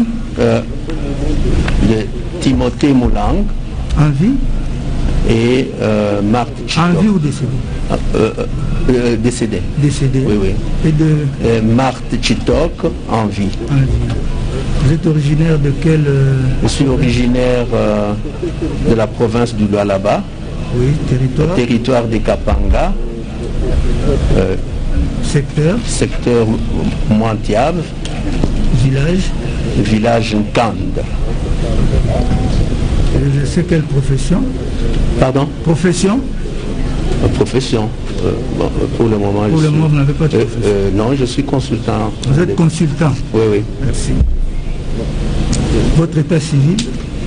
Marié à Anne Moutoche, en vie, et père de 4 enfants, 3 en vie et 1 décédé. Ok. Vous résidez où? Pardon? Votre résidence, votre domicile? Oui. Avec votre autorisation, je pourrais communiquer. Oui. Venez, enlevez le micro, venez donner à la greffière. Allez-y avec le micro, mais enlevez seulement le micro pour qu'on... Écartez le micro. Laissez le micro.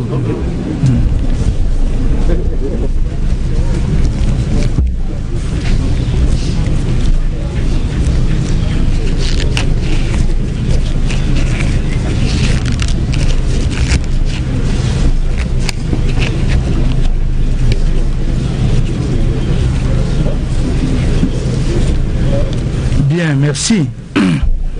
Est-ce que vous avez, avant qu'on l'attende, vous avez des reproches à faire aux témoins ici présents? Pas de reproche pour la République, votre honneur. Le parti prévenu, aucun reproche. Pour M. Mouima, pas de reproche. Pour M. Jamal, pas de reproche. Hein? Merci. Les témoins seront donc entendus sous la foi du serment. Vous allez lever votre main droite. Vous dites: je jure de dire la vérité, rien que la vérité. Je jure de dire la vérité, rien que la vérité. Merci. Monsieur Yav Blanc, confirmez-vous avoir exercé les fonctions de ministre des Finances au sein du gouvernement Bruno Tshibala? Oui. Bien.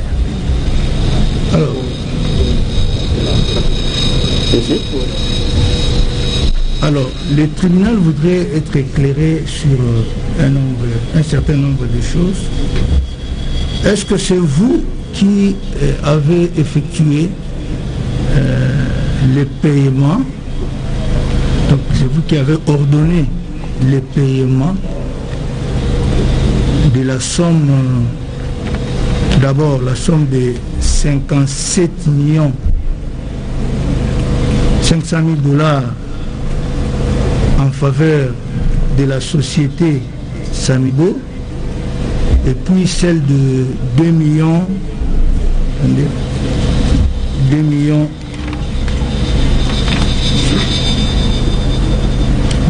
137 500 en faveur de la société Ousmal. Oui, c'est bien moi. Confirmé. Bien. Vous l'avez effectué sur quelle base?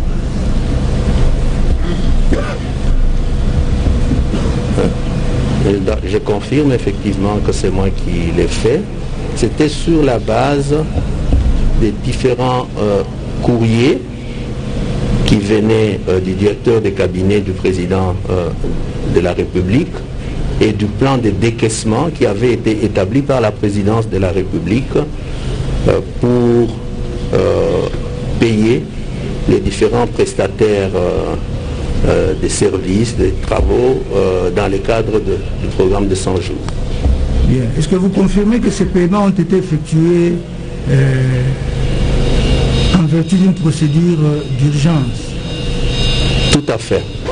Je confirme que ça a été fait en procédure d'urgence sur la base d'une lettre que j'avais reçue du directeur de cabinet qui m'instruisait d'effectuer les paiements en procédure d'urgence, et la lettre date du 1er mars 2019. Bien, merci. Alors, du 1er mars 2019. La oui, lettre du 1er la lettre, oui, oui. Bien. Est-ce que vous confirmez également l'intention du tribunal avoir écrit au directeur général de la DGDA pour le faire part de l'exonération qui a été accordée à la société Samibo? Oui, à la demande du directeur de cabinet, le directeur de cabinet avait sollicité une exonération pour les dédouanements du matériel lié aux maisons préfabriquées. Oui. Et c'est à la présidence de la République que cette exonération avait été accordée. Ce n'était pas à la société Samibo. C'était à la présidence de la République. À la présidence de la République qui avait sollicité le bénéfice de cette exonération. Merci. Bien. Vous avez des préoccupations?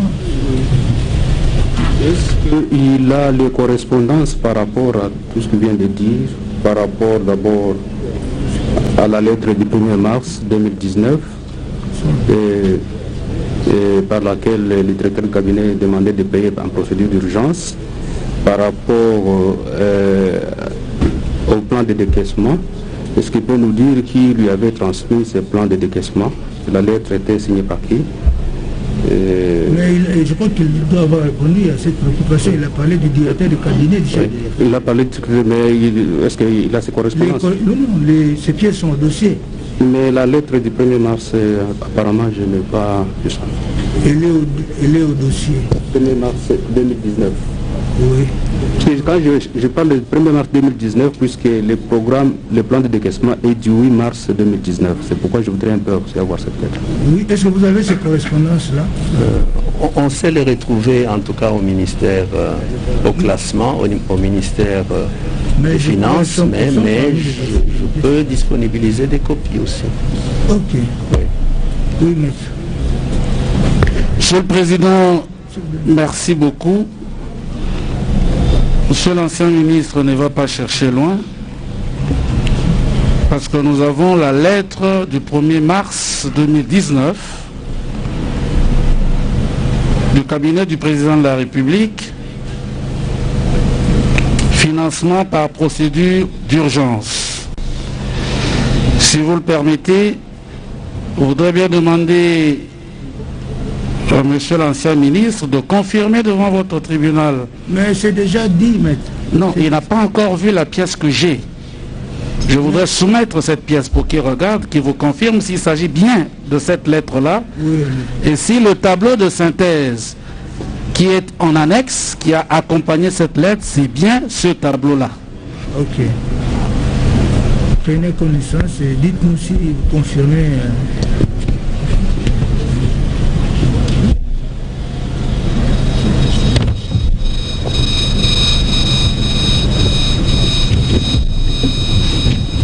C'est bien cette lettre. J'ai une deuxième question. Avant que monsieur le procureur... Je voudrais relever que ces pièces sont au dossier. Ces pièces sont au dossier. Oui. Elles sont au dossier, ces pièces. C'est même côté. Oui, allez-y. Je peux poursuivre. Question, Monsieur le Président, la deuxième question que je voudrais poser à Monsieur le Ministre, c'est que cette lettre date du 1er mars 2019 et il lui est demandé, ainsi qu'à son collègue du budget, d'engager le paiement, d'ordonner le paiement en procédure d'urgence, alors qu'il y avait un communiqué qui interdisait toute liquidation et engagement des dépenses publiques autres que celles liées aux charges du personnel. Peut-il expliquer à votre tribunal si cette dépense-là, s'agissant des 1500 maisons, était une dépense relevant des charges du personnel? Sinon, mais pourquoi cela a été payé? Oui, vous avez suivi la question? Est-ce que vous pouvez répondre? Non, c'est simple, adressez-vous au tribunal. Oui, c'est simple. Il y a eu une correspondance ou un communiqué du directeur de cabinet du chef de l'État interdisant toute dépense en dehors de celles liées aux rémunérations. Alors, vous recevez une lettre du directeur de cabinet vous demandant de procéder à ce paiement-là, qui n'est pas une dépense de rémunération. Pourquoi vous l'avez fait? C'est ça?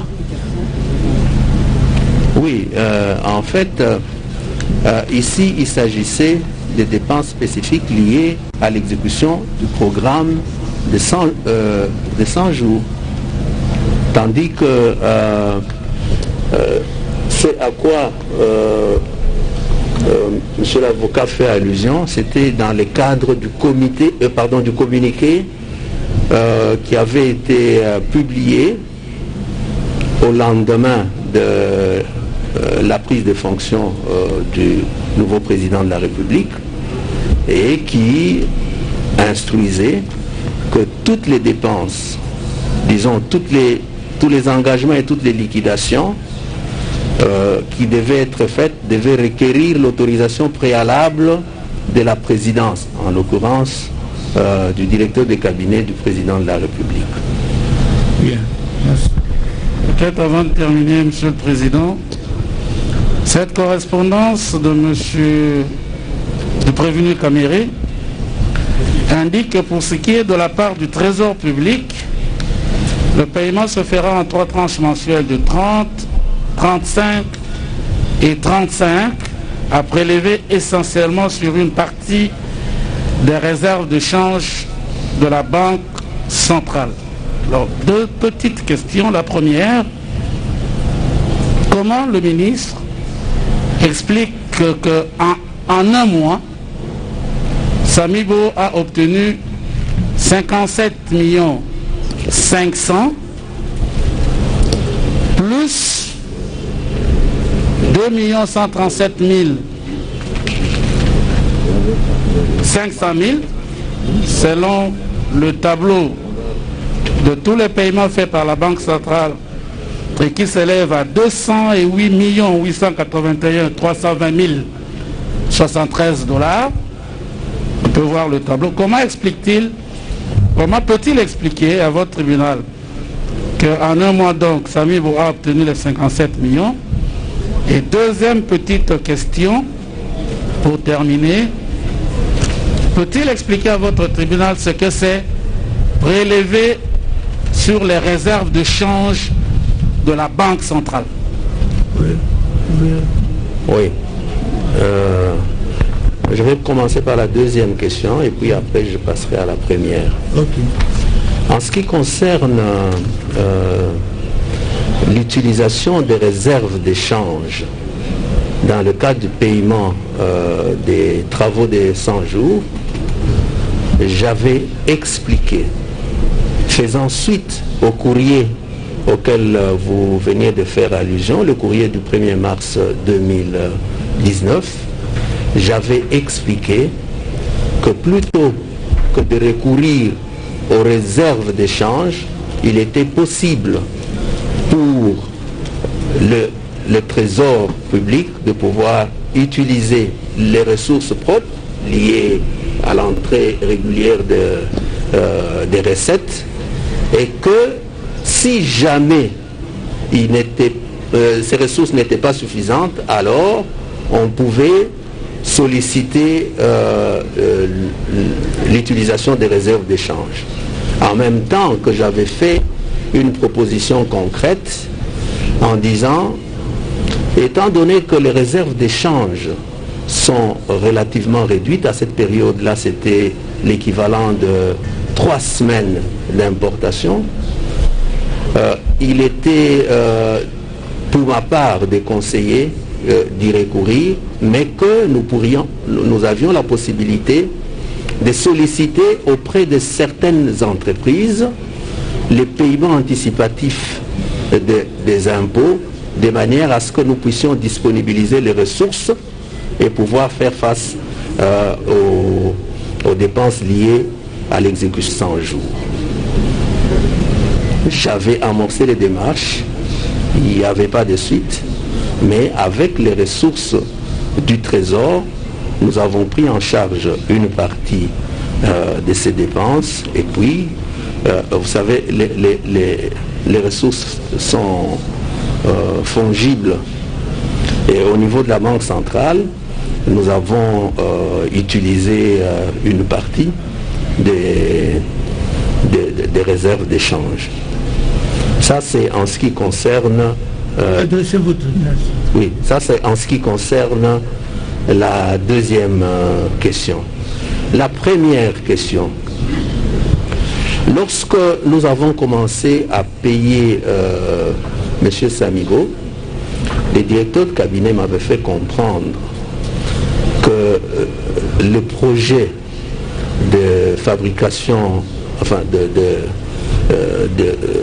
le projet de construction des maisons préfabriquées revêtait un caractère prioritaire pour le nouveau régime, parce qu'en fait il s'agissait de réaliser pendant une période relativement courte et de manière concomitante les mêmes projets dans 5 provinces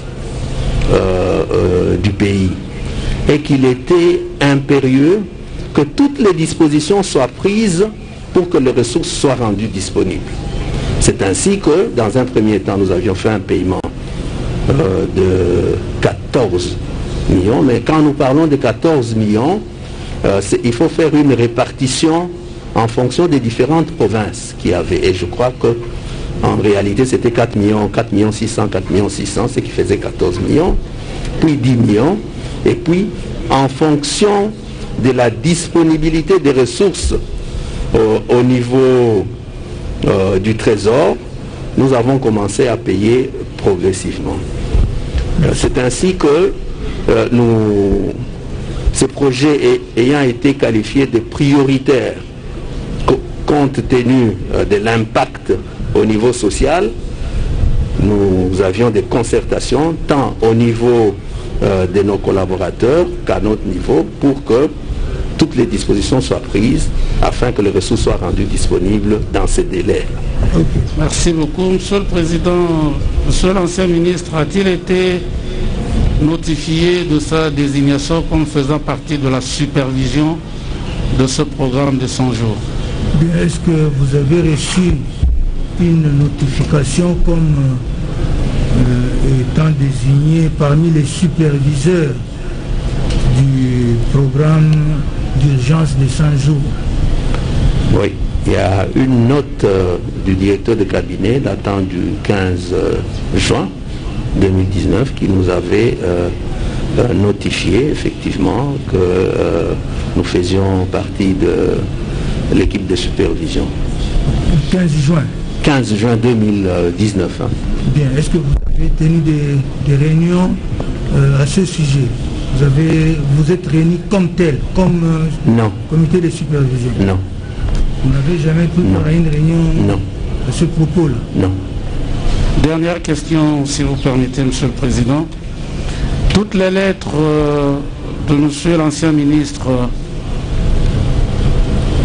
en direction de la Banque centrale indiquent le compte dans lequel les sommes sorties du Trésor devaient être envoyées, à savoir le compte Samibo domicilié chez Ecobank. Depuis qu'il a appris que l'argent n'est jamais arrivé au compte Ecobank, peut-il dire ce qu'il en pense à votre tribunal, le fait que toutes ces lettres, il a désigné un compte et que cet argent n'est pas arrivé dans le compte désigné dans toutes ces correspondances? J'en aurais fini. Oui, vous pouvez répondre à la préoccupation? Non, peut-être que le gouverneur de la Banque centrale pourra donner des précisions. Moi, j'ai indiqué le compte où devaient être versées ces sommes-là. Et c'était à Ecobank. Est-ce qu'il y a eu par la suite un transfert à partir d'Ecobank? Moi, ce qui m'intéresse, en ma qualité de ministre, ce qui m'intéressait en ma qualité de ministre des Finances à cette époque, c'est de m'assurer que les instructions ont été respectées. Okay. Et c'était à Ecobank et non à une autre banque. Ok, monsieur. Oui, oui, allez-y.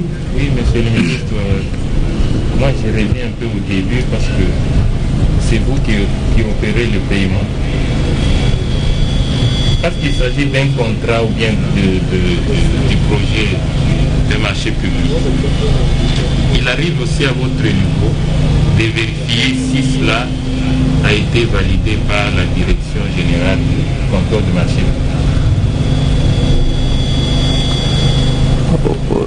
Vous aurez remarqué que la grande partie des paiements avait été faite en procédure d'urgence. Lorsqu'on vous demande d'effectuer un paiement en procédure d'urgence, vous avez besoin du courrier par lequel l'information vous est donnée, des indications sur le montant et des indications sur, disons, là où ce montant doit être logé. Vous les faites normalement, c'est en procédure d'urgence. C'est peut-être lors de la régularisation que toutes ces informations-là sont demandées. Mais ce qu'il faut préciser ici, c'est que le 8 mars, lorsque nous recevons, lorsque je reçois le plan de décaissement, dans le plan de décaissement, toutes ces indications nous sont communiquées et ce plan de décaissement était en fait un document exécutoire. Il fallait prendre toutes les dispositions de manière à ce que tout ce qui est prévu en termes d'entreprises bénéficiaires de ressources, que ça soit fait et dans les délais. Dans les délais. Et pour reprendre les cas qui nous concernent, une attention particulière avait été accordée au fait que, autant que possible, compte tenu de l'impact que revêt ce projet et de la priorité qui y était accordée, il fallait nécessairement procéder à ces paiements-là. Oui, témoin, pouvez-vous préciser l'intention du tribunal? Puisque vous avez été saisi par une lettre, n'est-ce pas, et vous désignez comme membre de la supervision. Avez-vous participé à une séance de travail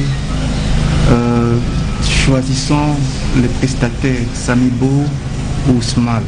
C'est la première question. La seconde question, ça c'est pour avoir votre avis d'expert. Est-ce qu'il peut se faire qu'un prestataire soit payé en totalité? Lorsqu'un marché est sur votre table, avez-vous déjà eu à constater qu'un paiement soit fait en totalité à un prestataire ou il faut le faire absolument par tranche? Lorsque nous parlons des 57 millions, ce n'est pas un montant qui a été payé d'un coup. Il a été payé en tranches. Lorsque vous lisez le document plan de décaissement, il est même prévu des tranches successives à payer. Oui. Donc nous avons fait ces paiements en plusieurs tranches, mais il reste vrai que les délais n'étaient pas très longs pour des raisons que je viens de vous évoquer. Mais le montant n'avait pas été payé en une fois.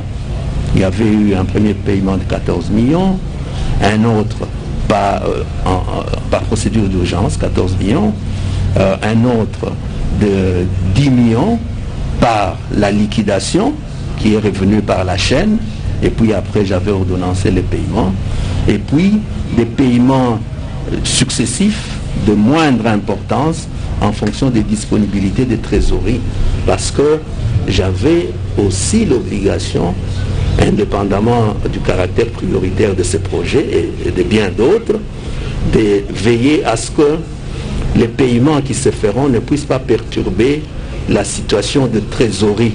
J'évoluais sur base caisse, donc il fallait que je respecte l'équilibre recettes-dépenses pour que des situations de déficit ne puissent pas nous conduire à d'autres situations plus graves en ce qui concerne le taux de change et le taux d'inflation. Concernant les choix de prestataires. Pardon? Les choix de prestataires Samibo et Ousmane. Non. Moi, je n'ai jamais participé à une réunion de ce genre. Mais ce qu'il faut dire, c'est que dans le plan de décaissement, il y avait déjà les noms des prestataires. Mais je n'avais jamais participé à une réunion où on devait discuter du choix des entreprises, non. Ok. Oui, monsieur le procureur. Oui, merci. Nous sommes très contents de tout ce qui s'est dit par les témoins qui sont en train de passer, puisque ça ne fait que nous réconforter. Semblait peut-être penser que nous étions en train de dire des choses dans l'air. Ça se confirme que tout a été fait, tout a été payé, tout a été orchestré par le directeur ou le prévenu Caméré. Mais la question que je voulais poser, c'est peut-être pour relayer le tribunal qui a dit on peut penser au paiement intégral d'un marché où il n'y a pas encore exécution. Ça signifie quoi? C'est-à-dire le paiement de 57 millions, les tranches là ont été payées dans un délai de 2 mois. Pendant ce délai de 2 mois, sur terrain, il n'y avait rien. Pour dire qu'on a payé la totalité, pendant que sur terrain, il n'y avait même pas un début d'exécution. C'est dans ce sens-là peut-être qu'on posait la question de savoir est-ce que ça peut se faire, qu'on arrive à liquider complètement le montant des marchés, pendant qu'il n'y a même pas encore un début d'exécution sur terrain. Moi j'étais dans le cadre de mon travail, je faisais les paiements. En ce qui concerne le suivi des travaux sur terrain, ce n'était pas mon rôle.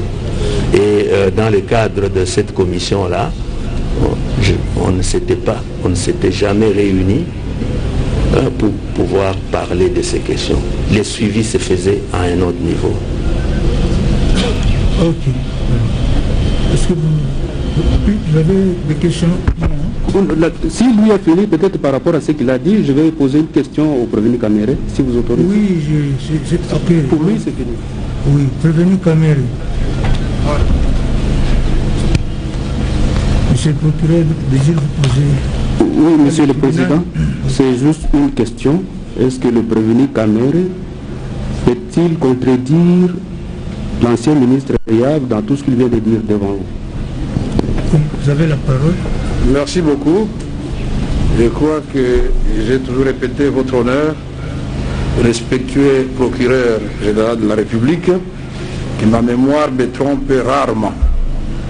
Quand j'avais cité le nom de Yav, de Kangoudia, en escalité, c'est-à-dire ministre d'État de budget, ministre des Finances, bientôt le gouverneur de la Banque centrale de Omutobo va venir ici, c'était dans un seul but, pour dire dans la chaîne de dépenses, que ce soit le ministre des Budgets qui vient de passer maintenant, et je remercie vivement le ministre Yav, parce que tout ce qu'il a dit est vrai.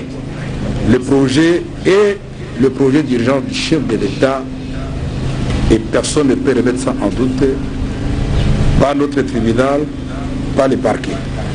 Et c'est un projet d'urgence. 2.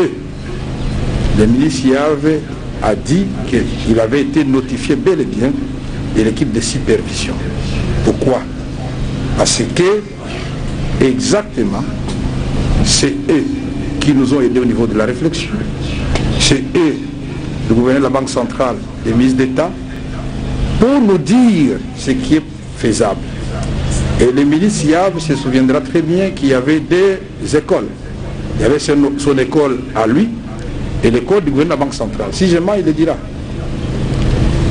Après avoir bloqué les dépenses, le ministre Yav et le gouverneur de la Banque centrale sont venus me dire, tiens, nos réserves d'échange ont dépassé les milliards. Si je mens, il va me contredire.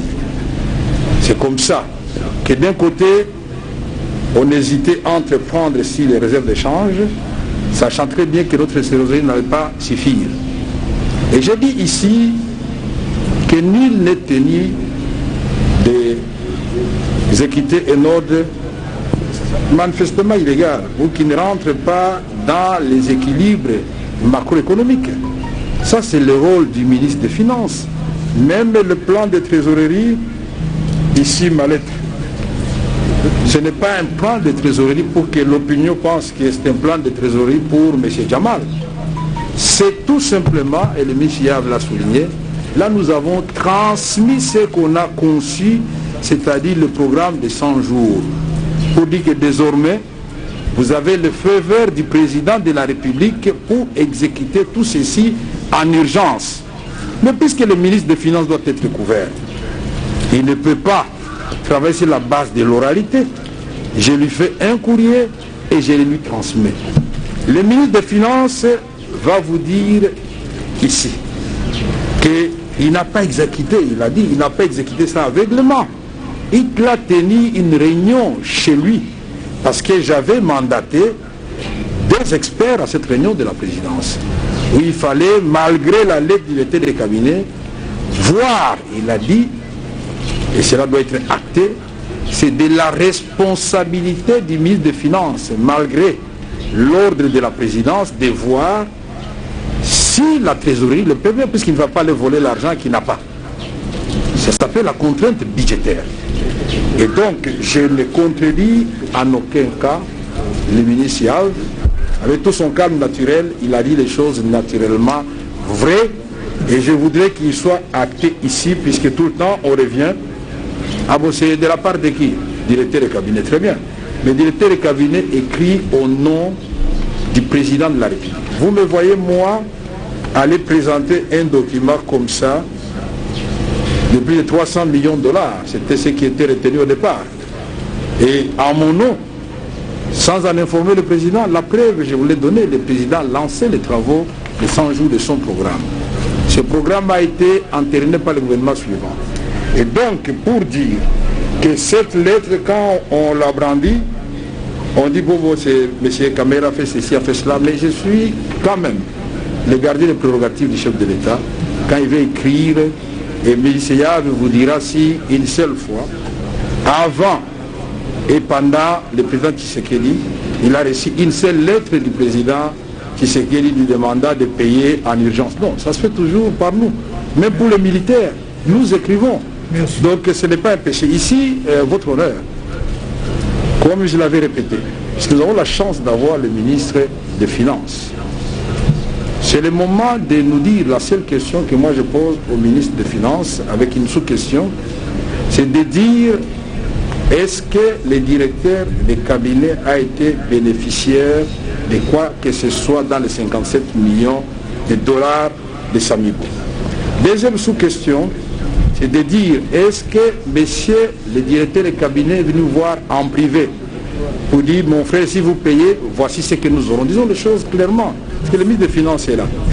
Est-ce qu'une fois il m'a opposé, puisque là, et je dois lui donner raison, puisque le ministre des Finances est revenu vers moi. Au cours de la réunion, il a dit, monsieur le directeur des cabinets, nous n'allons pas recourir à la réserve d'échange. Il se souvient. J'ai dit, on va faire comment? Il me dit, non, nous faisons d'abord avec nos moyens propres, et là où nous allons nous fatiguer, on va trouver d'autres sources de financement. Je voudrais qu'il confirme cela, que ça soit acté. Si je suis en train de mentir, oui ou non. Merci. Et il n'a plus reçu notre lettre pour lui dire, vous devez le faire coûte que coûte.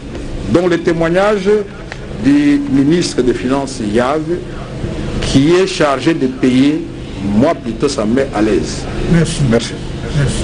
Il a pris vos préoccupations, est-ce qu'il va répondre à sa réaction? Le prévenu Kamere répondait à ma préoccupation. Oui. Il a dit quelque chose. Je voulais juste que oui, c'est ça justement, pour parachever et pour terminer avec lui. Il n'y avait pas de questions à attendre. Le témoin, il va répondre à ses préoccupations, si vous autorisez. Excusez-moi, vous répétez la question. Attendez, je vais... Nous disons que nous sommes très contents de la réponse qui a été donnée par le prévenu Kamere, confirmant tout ce que le ministre, l'ancien ministre Yav a déclaré. Mais une question par rapport à ce qu'il vient de dire. Il dit, est-ce que nul ne peut exécuter un ordre illégal? Est-ce qu'il reconnaît que ce qu'il avait donné comme ordre ministériel, c'était un ordre illégal? Non, je peux répondre, votre honneur. Non. Je pouvais répondre, mais le conseil me dit... Non, non, c'est une question technique. Non, non, s'il vous plaît.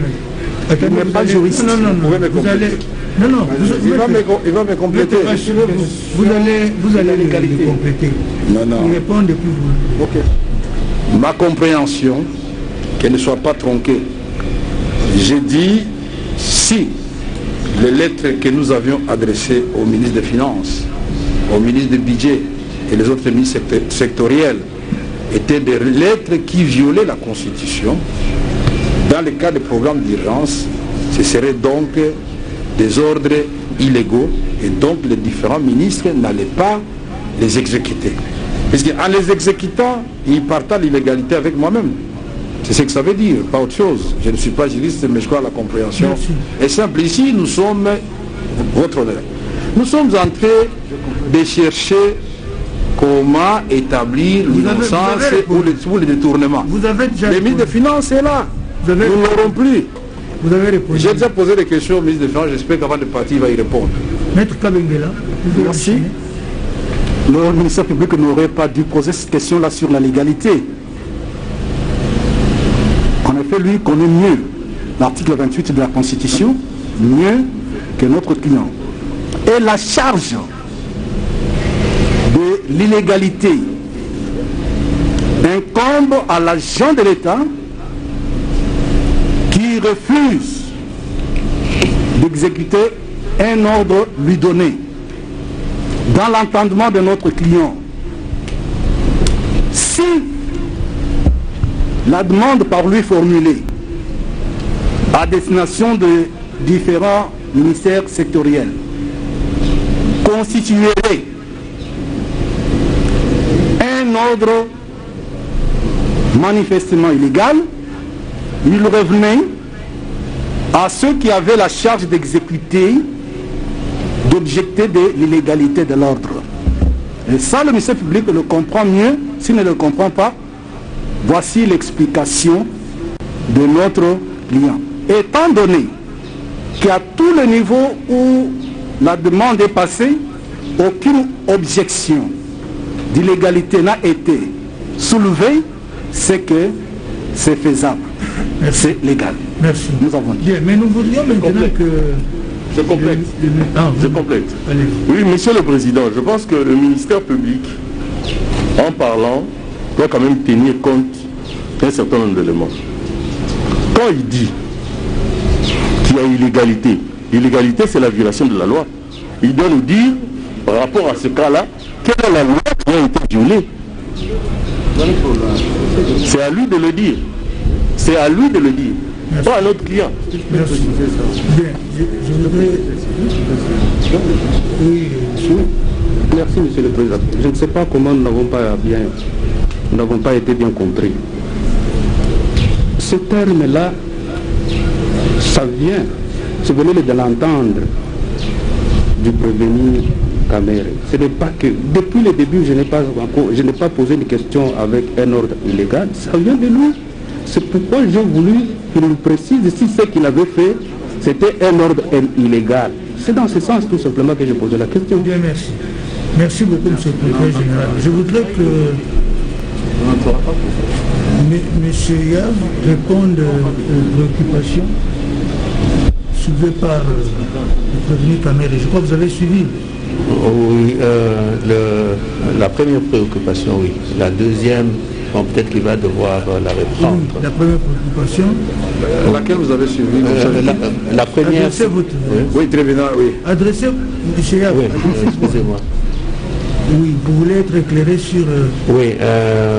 La première, c'est laquelle que vous avez suivie? La première, si entre lui et moi, on avait parlé... S'il était déjà venu vous voir pour vous dire payer à Jamal, je suis intéressé à ce paiement, c'est ça? Payer à Jamal parce que moi je dois... J'ai des intérêts particuliers. Non, je me souviens d'un contact téléphonique par lequel il disait il faut que nous accélérions les paiements, étant donné que c'est un projet... Il y a de tout, surtout à moi-même, que les trésors, les ressources propres de l'État, dans un premier temps, si nous touchons aux réserves d'échange qui commencent à connaître une certaine embellie, nous allons tout déséquilibrer, s'il peut confirmer. Puis la troisième préoccupation, c'était qu'il puisse dire si le directeur de cabinet était bénéficiaire d'une partie ou totalité du montant de 57 millions à sa connaissance. C'est tout. Merci. Oui, je commence par la troisième. Je ne peux pas ici dire que le directeur de cabinet était bénéficiaire parce que moi j'ai payé à Samibo les ressources rendues disponibles au titre du paiement allaient dans son compte. La suite, moi je ne m'intéresse même pas à cela. Ce qui était important pour moi, c'était de savoir que le paiement a été fait et qu'il est arrivé à destination. La suite, ce n'est pas quelque chose qui m'engage. Alors, en ce qui concerne les réserves d'échange, là, bon, c'est un débat. C'est un débat, étant entendu que, pour ma part, le niveau des réserves d'échange était faible. Il était faible, je disais tout à l'heure, 3 semaines d'importation de biens et services, c'est pas beaucoup. La norme varie entre 3 et 6 mois. 3 mois, je crois que c'est le Fonds monétaire international, et puis 6 mois, c'est la SADC. C'est ça les normes. Mais nous étions à 3 semaines. Donc c'est pas beaucoup. C'est pas beaucoup. Alors j'avais fait une proposition concrète. Ce n'était pas la première fois que j'ai recouru à cette formule. Parce que certains opérateurs économiques, qui sont quand même des partenaires, travaillent normalement, doivent payer les impôts, nous pouvons négocier avec eux qu'ils nous fassent des paiements anticipatifs sur impôts. Comme ça, ça nous donne une certaine marge pour prendre en compte les dépenses dans le cadre de l'exécution du programme de 100 jours. Et puis, il n'y a pas d'intérêt à payer là-dessus. Parce que, monsieur le directeur de cabinet, je dois quand même préciser que, au-delà des réserves d'échange, vous aviez également une autre formule de recourir